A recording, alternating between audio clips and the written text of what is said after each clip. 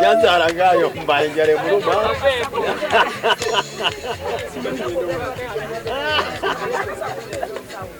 Nyanzaragayo nsonyi Nyanzarayo mbanjare muluma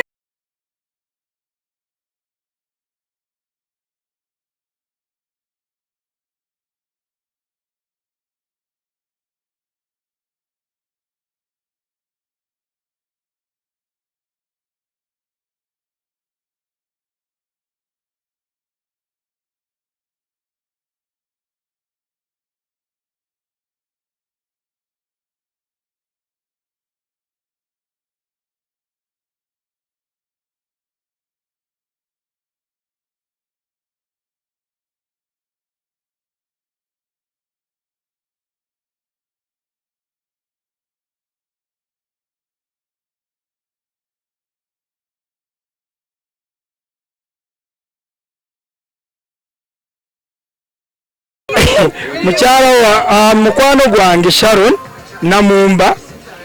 okkiriza nkutegeka akaweta kano akankusibiddeawo. Will you marry me, baby? Yes.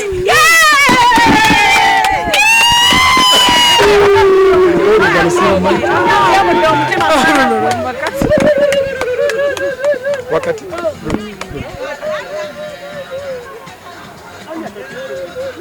Sharwa omuwati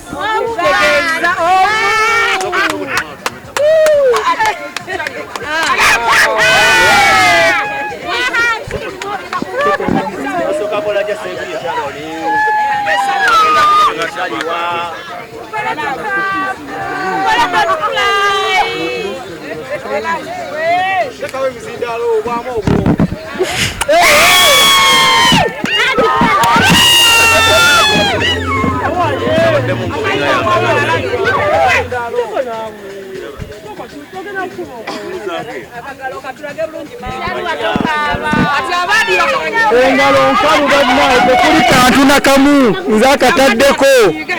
tebayavaayo n'agamba Musharoni wa mulala omukono mukalu mugulabe yeza akataddeko era sengerako mukazi mulala.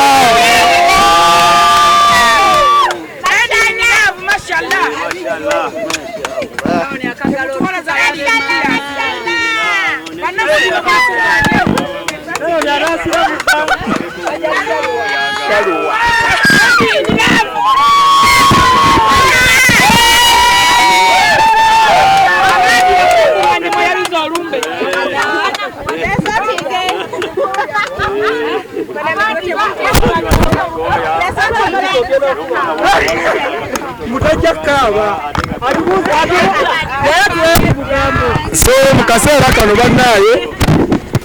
nsaba Sharoni abeeko naye byayatula ng'eggwanga ensi ewulira ebyaffe si byakyama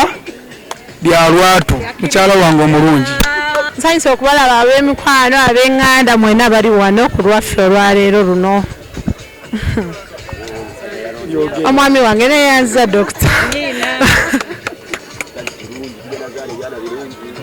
balageto njogera kindeke kisanyu lyerere naye neyanza bannange neyanza egesitaati balange ntuusa bagamba kino banjulira omwami wange Alhaji Saddam Rashid Lukwago bannange antaddeko akaweta tewabaddeyo kompyuta nno bannange neyanza mwena abazze paka ku lunaku olwo lwe tunaabagamba lwe mugenda okujja muwerekereko ewaffe mu bitiibwa ebingi kwendonze mu bangi tugenda kubabuulira kati nze Shalwa sinze Sharon bampita Shalwa Lukwago Shalwa Lukwago so banange mwena tweyanza batuwerekeddeko ba Queen bamulamu wange abalungi bannange mama fangoni no senga wange naye baba basuzi mwena bajo Dr. Eddie bana tweyanziza ni mkyalawo mwe bale kujja Judy wange banange nayanziza baganda bange Mukama Katonda bonge abawo omukisa nina okubagamba ebigambo bwe bwato ebitono ebyanyu bibiri ebingi waffe tuli bwogezi naye tusuubira mu bbanga lya wiiki singa 3 ku mwezi tugenda kukyala mu kukyala mba Sharoni tutwalayo ebbaluwa gye tusaba okuzaalibwa emitendera gyonna twagikoze tetwayagadde bintu kubikumakuma kuba tulina okwewa time engagement ya leero weeks 2-3 ku mwezi tugenda kukyala ewaali wa Sharon era tujja bategeeza mutuwerekereko then oluvannyuma lw'okukyala mutujja okuteeka ennaku z'omwezi tunasaba bakkirize tukyale tugende twanjulwe nzaalibwe mu butongole then tujja kubabuulira olw'embaga tugenda ku step by step